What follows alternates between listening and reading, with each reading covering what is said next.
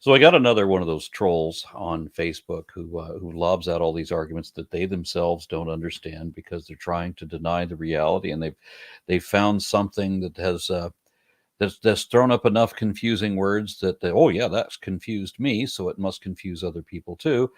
And one of the frustrations that I have in doing what I do is that I have to be, I feel like I have to know at least basic knowledge on paleontology, on zoology, on phylogenetics, on genetics, and then on the scriptures as well.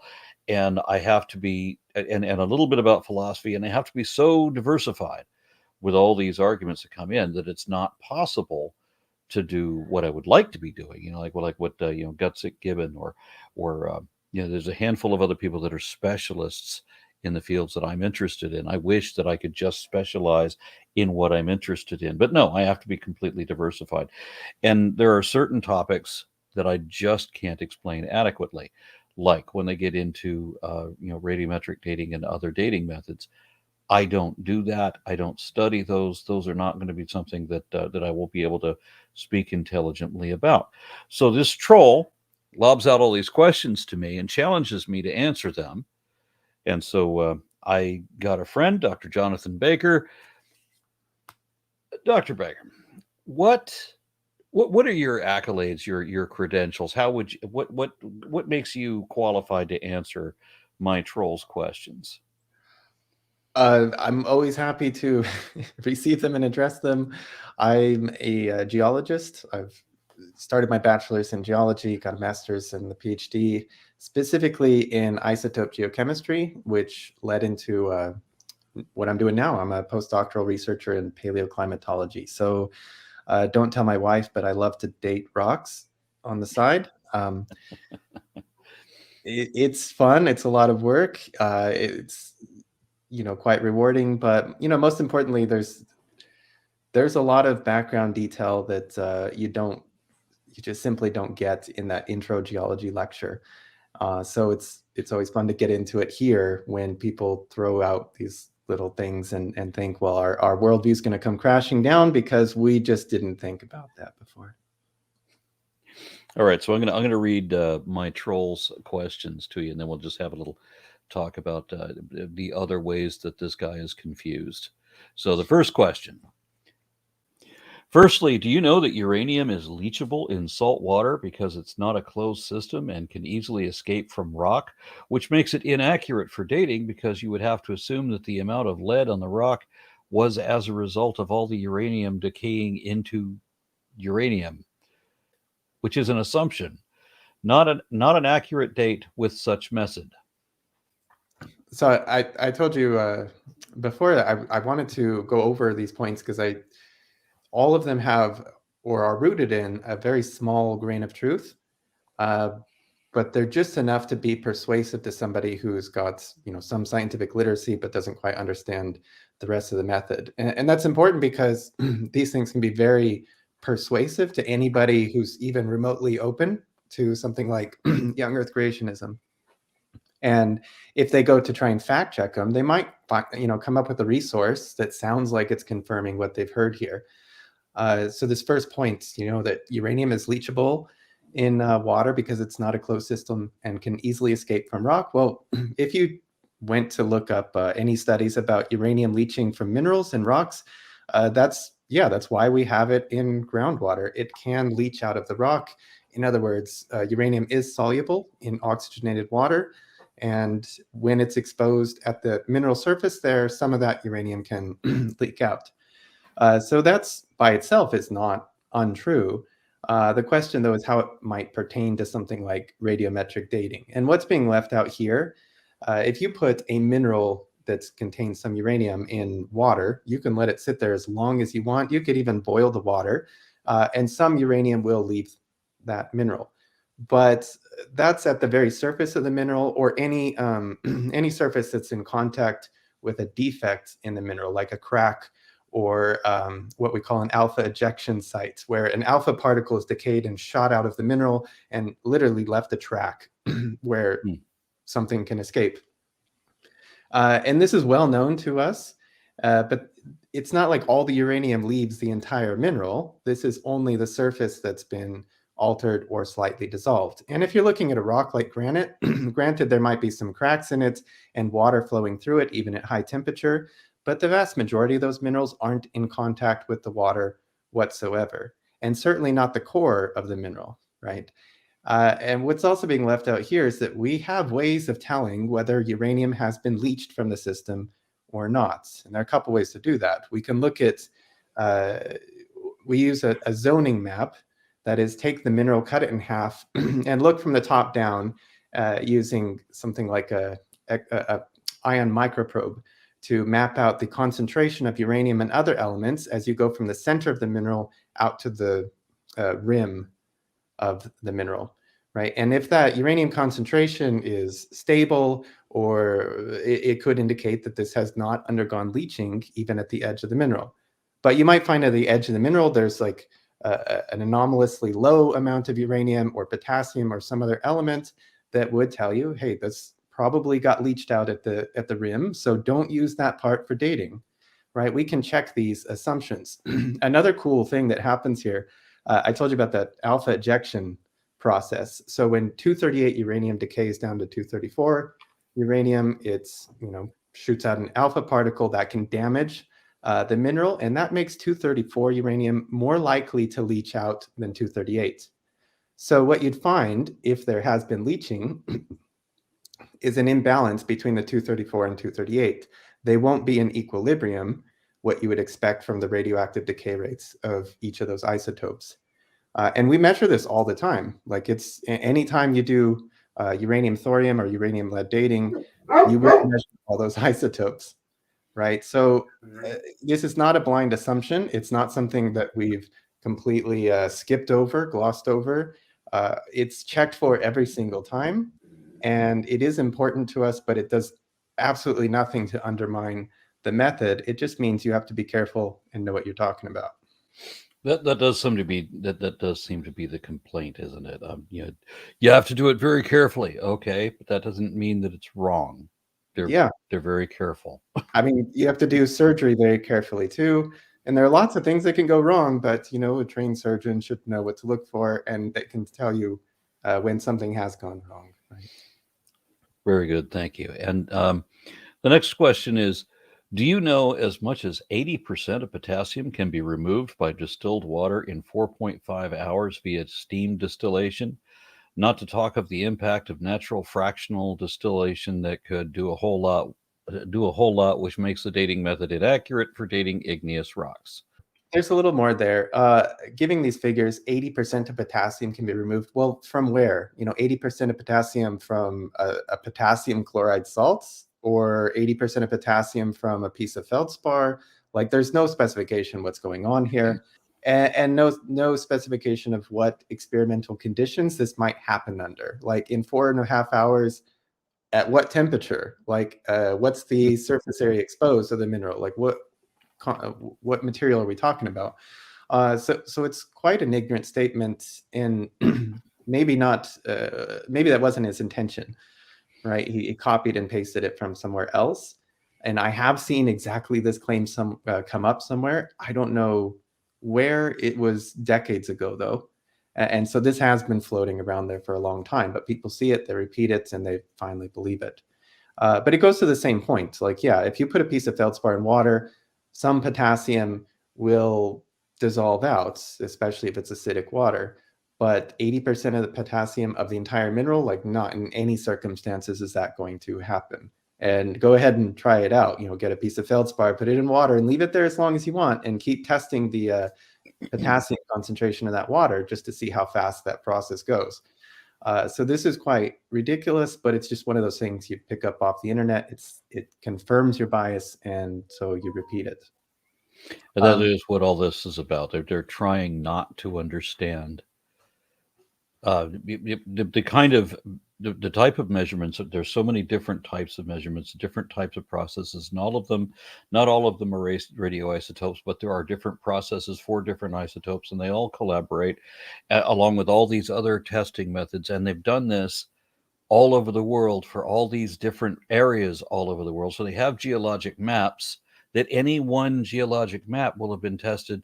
Like, how many times would you say that your home state, how many different times have there been radiometric dating of different areas Mhm. just to get a geologic map of your state? My state, ooh, where I'm currently living, sure.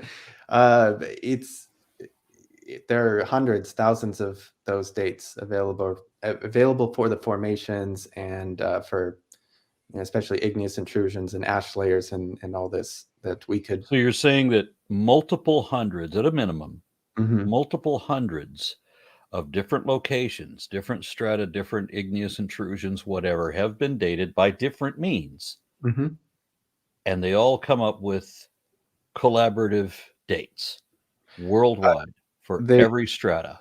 they have come up with a coherent picture, and I'm not gonna. I don't want to downplay exceptions to that or anomalies, and there are plenty of cases where we find that the model assumptions have been violated. Right, like I mentioned, you could find evidence of leaching or alteration of the mineral, Yeah. and yeah, so there are cases where it's not going to work, and that's not surprising to us whatsoever.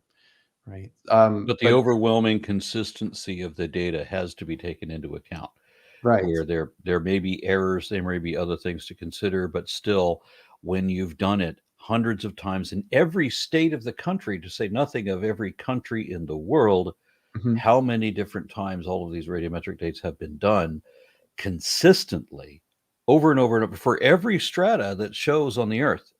mhm, I brought up the Permian, for example. I mean, all these different ways of dating Permian strata, what the things that you would look for. And then when you come in and you do the radiometric dating on it, you always get a range within this. And how is it that whether it shows up in Texas, whether it shows up in Russia or South Africa, it's always the same. mhm. We know where it's stratigraphically it's the same level, and the index fossils imply the same relative age, and then the radiometric dates still put it in this accepted range everywhere in the world. It's just too many hundreds of times repeating this process to confirm again and again and again that it gets a little ridiculous to say, well, that's not accurate. Yeah, it's exhausting to hear that over and over again. And I wish that people in these groups coming across this info would spend a little more time in the research literature just to see. And even I admittedly am surprised how well this works sometimes, where you can take an unknown sample and a sample that forms stratigraphically, like one layer after another, and find, I mean, that this layer's got to be older than the layers at the top. And you'll find that the ages progressively get younger as you go up. And even if those ages aren't completely accurate, like this has some bearing on the time at which, or it does reflect on the time at which they're formed. That's true of like ancient marine sediments if we're looking at Jurassic marine sequences with ash layers in it. It's true of like mineral formations that you'd find in caves or travertines or something else that forms more recently. So yeah, that cross corroboration is the strongest point by far. Next question is, do you know that the carbon 14 can be detected for not more than 100,000 years? Yet we find carbon in dinosaur fossils thought to be millions of years old, or diamonds thought to be billions of years old. The shocking truth is that animals stop gaining carbon 14, so when it starts decaying, the scientists then use that method to assume the age of the dead fossil on Earth. And as for diamonds, they've created original diamonds made within weeks to months, which makes it impossible to say the diamonds formed within millions of years to still have its carbon 14 and not even talk about the fact that it's the hardest substance on Earth, which makes contamination impossible. Okay, that's a lot to take in. But I mean, the main presumption here, though, is that radiocarbon specifically has been detected in something like a fossil or diamond or something that's far older than the 100,000 years, right? So the point of truth here is that beyond 100,000 years, the radiocarbon activity should be so low that it's undetectable by any modern instrumentation that we have. That is accurate, right? Uh, but the idea that we find radiocarbon in, say, dinosaur fossils, start with that. We find carbon in fossils, right? It could be present in the minerals that replace the bone, for example, phosphates, carbonates, and other things that will have a bit of carbon in there. And it is true that if you take some of that material and you run it through a radiocarbon system, you're going to get a non-zero value of radiocarbon, which corresponds to a finite age, right? And that happens. We know that happens, but that doesn't mean that the radiocarbon that's being detected or apparently being detected was intrinsic to the organism that is now fossilized and whose carbon has been replaced entirely with minerals or has exchanged with water or gases or microbes or anything else that would be present in the system before you dug it up and prepped it for analysis. They love to go to radiocarbon dating because it's such a difficult method. It is a difficult method, the most difficult, I think, to avoid contamination issues, because inevitably you have some radiocarbon introduced to your sample whenever you try to date it, right? That's just, it's not a matter of being careful. I mean, you can minimize it, but there is always going to be something, and you will always get a non-zero value detected, right? Even with a blank chamber. And so that's what makes it difficult. But they've kind of taken this observation and treated it as though, no, this must be intrinsic. You can't explain it any other way. Therefore, the sample can't be more than 100,000 years old. And it's just ignorant of the basic chemistry of what you're dealing with here. The same is true for diamonds. And although he points out that, yes, they're the hardest substance on Earth, that doesn't mean that contamination's impossible, right? There are several ways that it can show up still. One, just by bonding to the surface, like modern atmosphere bonding to the surface, and then releasing during the analysis when the sample is heated up. You can also get ions in there that are not actually radiocarbon, but have about the same mass, and they could, through some interference, show up in your detection as radiocarbon. And that's not even to mention things like electrical interference, the fact that this really comes down to ultra-sensitive detectors that are just accepting ions and detecting a voltage in the system.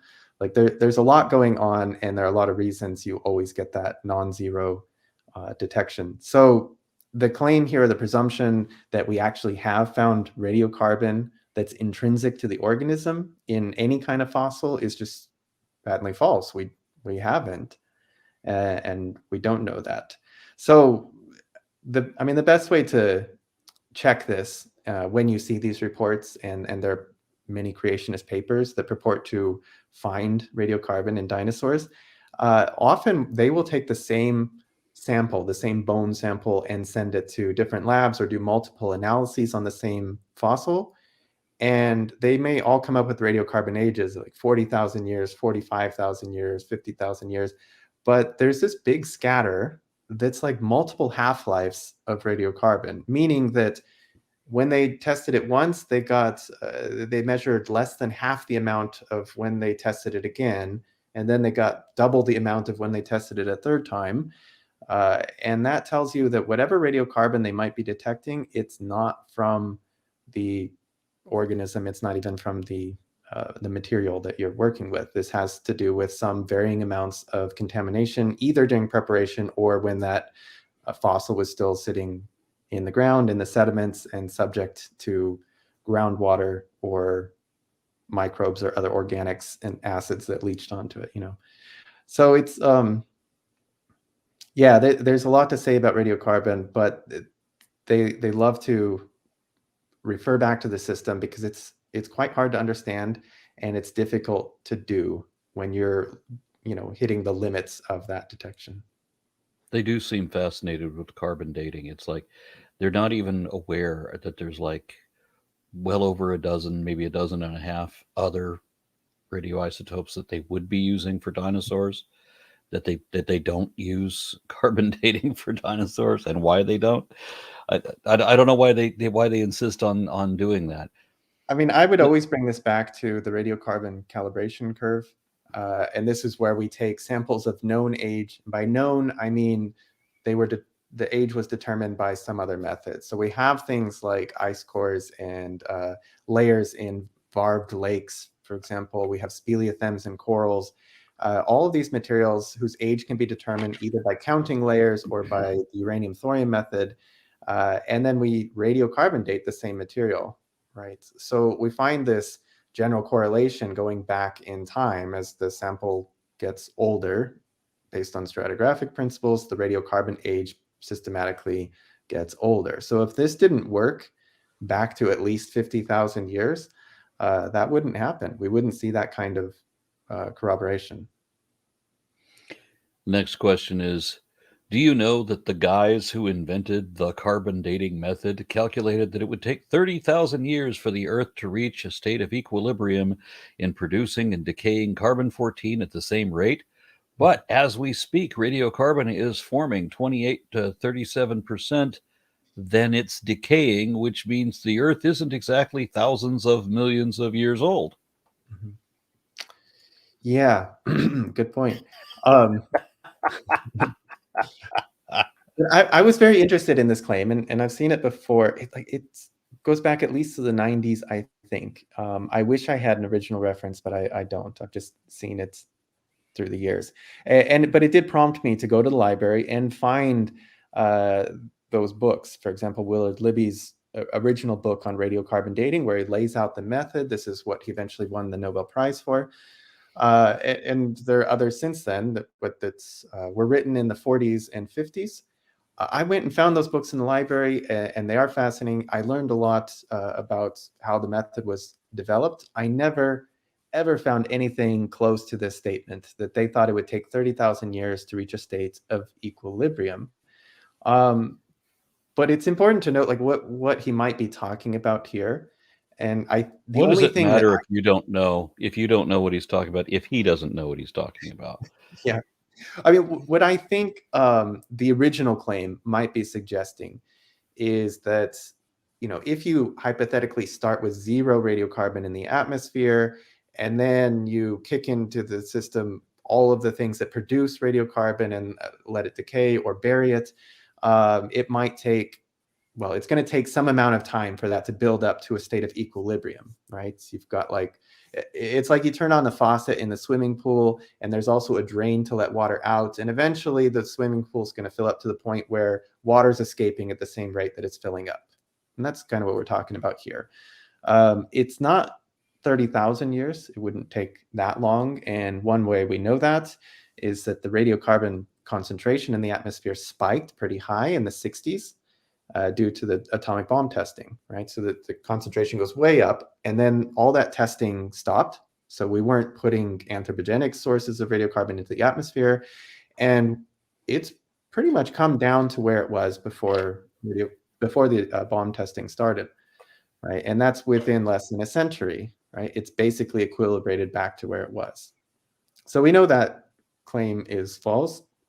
To my knowledge, they never made that. It might have been inferred from one of their box models, but it's simply not true, and it doesn't speak to the state of how old the Earth system might be. And the reason is that one thing they did point out in all those works, even beginning in the 40s, is that the fluxes of radiocarbon, how much is being produced in the atmosphere, how much is leaving the system, those are never constant, right? The radiocarbon production in the atmosphere is always going up and down because the sun will get brighter and dimmer on these solar cycles. The Earth's magnetic field gets stronger and weaker and stronger and weaker, and that affects the rate of production, right? Also, the amount of burial in the ocean depends on this ambient climate state. It depends on glacial cycles and sedimentation rates. That's never constant either, right? So they knew very well from the beginning that the Earth system would never reach a state of equilibrium. It would always be readjusting toward new states of equilibrium, going up and down. That's what makes the method a challenge. But just because it's challenged doesn't mean we can't figure it out, and we have figured it out pretty well. This last claim, which is oddly specific, 28 to 30%, 37% faster than it's decaying, that's also not true because, like I said, the radiocarbon concentration in the atmosphere has been going down since the 1960s. So if it's going down, it can't be produced faster than it's decaying. Indeed. So the next question then is, do you know that forest fires, atomic activity, volcanic eruptions, factories that produce carbon, solar flares, carbon reservoirs contribute to the inconsistent decay rate and contamination that results to the inaccuracies in carbon dating? Hmm. Yes, I did know that. I'm sorry that, like, that's been documented for decades. So just go to the journal Radiocarbon. It's an excellent journal, and you'll find plenty of discussion about all the factors that affect radiocarbon activity, and why that goes up and down through time. I wouldn't say it results to it doesn't result in inaccuracies in carbon dating. It does mean that we can't use that simple model of exponential decay to date something with radiocarbon. We have to take into account that the initial radiocarbon amount was always going up and down, right? So if your sample is 10,000 years old, it would have started with this much radiocarbon. If it's 20,000 years old, it would have started with this much radiocarbon, right? So after you correct for that, then the method worked extremely well. And the final comment, if you don't know these few knowledge, I got to read that again. If you don't know these few knowledge, then you're simply running from the truth and haven't proven my arguments to be false in any way. I love that even the stuff that my trolls cut and paste from is all poor grammar and spelling and all of that. Yeah, it's a good sign that he put a lot of thought into this. But I mean, even if we can forgive that, like I do like looking at these claims again because from their perspective, they've got this from somebody who they believe has figured it out, and you haven't. You've just glossed over this, didn't you know? It undermines what your reasoning, and they sincerely believe that, and will continue to share it. And that's why I said, like, a little bit of science literacy can be a dangerous thing. We've seen that plenty recently, because it emboldens you to be confident in false statements like this, and it prevents you from being able to fact check them. In fact, what happens is when you try to fact check them, and you might look up things like solubility of uranium, or the radiocarbon production and decay, like, you're going to find what sounds like a justification for that belief, right? So it's important to encourage science literacy in a sense of never stop asking questions and never think that you've got the final answer, because at least in my experience, the more you learn, the more you feel like you don't know anything, and that's how you know you're making progress. Okay, I get that.